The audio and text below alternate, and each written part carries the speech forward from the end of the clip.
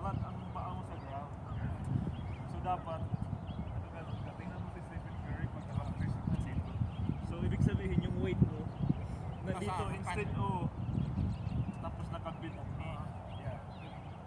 So yun, meron na kanon, pero ang ano mo lang, hinaharap mo yung cord. I-ano mo ng kunti yung katawan mo, naka-forward ng kunti yung paa. Para may lakas, kasi mas malakas siya kundi kaysa nakaharap na lang. Tama.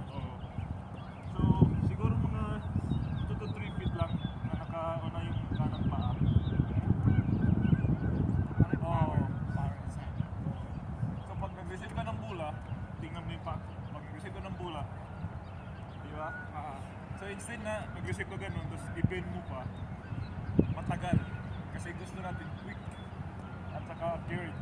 So, pag nag-receive ka ng bola, for instance, position na kaagad, di ba? Dito tingnan mo. Tapos, pag nag-release ka ng bola, di ba? Hawakan mo yan. Pag na-release ang bola, dapat yung elbow na to sa eye level para yung height. Kasi nakikita ko sa tira mo flat ng konti. Tapos, pag release mo ng kamay mo, yung fingers mo naka-point sa ground. Right. Then do not move your hand unless the ball touches the rim. Okay? So ulitin natin.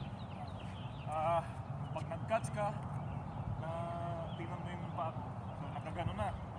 Then habang nilalagay mo forward, then pag release ng kamay mo, tingnan mo yung kamay mo, nakagano pa rin. Isa pa. Mahirap ang kamay kasi malamig, pero ganon. Meron ka na, i-adjust mo lang yung paa ang isa para nakaangat ng buti yung kanang kamay kasi yun yung magbigay sa'yo ng force kung malayo ka. Tapos yung katawan mo, either mag-move forward ng kunti or stay pag release mo ng bola, hindi sideways. Okay? Malapit lang muna. Sige. Hindi, okay lang. It doesn't have to be perfect right away. Tapos flick. Release talaga. Sige. Move forward. Huwag mo yung ganyan. Move forward talaga. Straight. Yeah, ganyan. Yeah. Malapit lang muna kasi ang tinitingnan natin form. Okay. Kunti pang flick. Flick pa. Flick. Yeah. I-flick mo pa. Flick.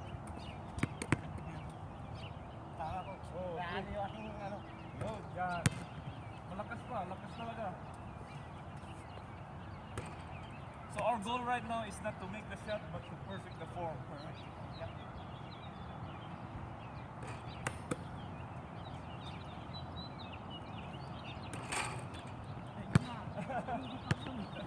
Ginaganon ka tayo ko sa nakita nyo. Oo, yan. Nakita yung ganun. Tingnan mo ako kung kahit one hand lang. Di ba? So ganun yan. Receive ako. I-slow mo lang natin. Ilagay ko sa set point ko. Tingnan mo. So yung kamay ko nagpo-forward, tapos yung elbow at the eye level para yung height ng bola. Yeah. Click talaga, wag kang magano na ma-shoot at hindi kasi yung form. Yung kaliwa pa, naka-ano pa yan. Yan. Kulang pa ng flick. Tingnan mo yung kamay. Di ba ganon? Pag nag-release ka, di ba ma-feel mo na ano siya ng kunti? Oo. Tapos yung kamay mo, pag-release, huwag mo munang kukunin until ang bola na nag-touch sa rim. Yan. Di ba? Kasi ang ganda ng forma. Tingnan. Sa akin talaga yung art ng tingnan. Oo nga. Kulang pa ng pitik. Pitik pa talaga. Push lang nga yun. Yeah, push. Yan. But be patient because it's not gonna happen over time. It might just happen like 1 to 2 years bago mo talaga na Yeah. That's like one week, at least 1 week of practice.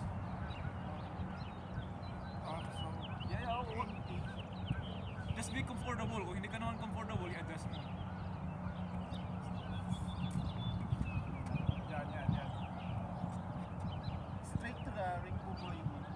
doesn't have to be, pero yung kamay mo dapat pag-release naka-straight sa ring. Kasi kung i-straight mo naman, na-strain yung shoulder mo kasi ang katawan natin, ang katawan natin hindi design as to ganun, para may ng konti, walang external rotation. So tingnan mo ako. Push mo lang, Kasi yung fingers mo naka-point sa ground. Yan. Tuntog pa ng flick. Kasi pinupus mo lang na mabilis talaga, sige. Isang kamay mo na, puntos mo yung kaliwa. Yan. Kasi flick mo.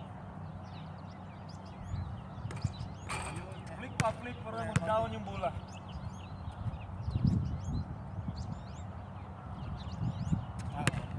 Pasan mo pa ng konti, yung siko sa eye level.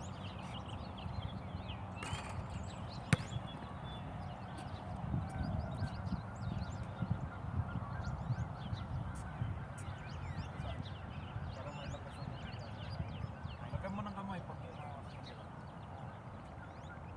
Tapos push.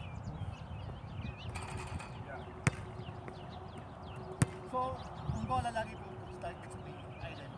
Oo, pero sa ngayon, pinaano lang din follow through. Pero sa in the end, ang tuturo ko sa one motion. Pagka-receive mo, release ka agad. Pero ngayon, inaano ko mo lang muna yung dito na part. Kasi in the end, talagang one motion niya. Parang water flow ba? Pero ngayon, hindi, muna natin kasi nakikita ko yung flick mo. Masyadong hindi mabilis at saka yung kamay mo, hindi consistent na palaging line. Oo.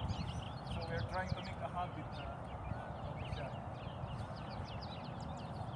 Ayan! Taasan mo pa ng konti tapos mabilis pa yung release. Bilisan pa ang release. Yeah, yun. Bilisan mo ng release, konti. Kahit paano siya, hindi papasok pa sa importante yung kamay because in the end, it's gonna get in. Yeah.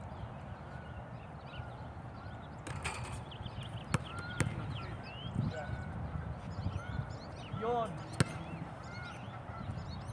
Nice, di ba? Consistent palagi na yung kamay naka-point sa ground. Kunti pa. Hindi, ganun lang mo. Ganun mo talaga. Ganun yung kamay ko. Oo. Tingnan mo ako dito ka sa right. Di ba? Sige, ano mo ba? Tingnan mo ako nung mag-shoot. Sige. Yung kamay ko lang, huwag mong tingnan yung bola. Yung kamay ko, tingnan mo dito. Tapos gaano kabilis. Pag dito, di ba? Nakaano nga ako lingad nga. Oo. Ganyan na.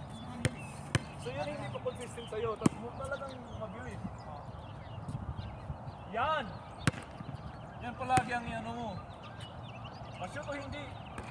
Tingnan mo si Stephen Curry. Mashoot o hindi niya. Puro ganun din. Ganun ang form. Yeah. Hindi niya chinichange ang form niya.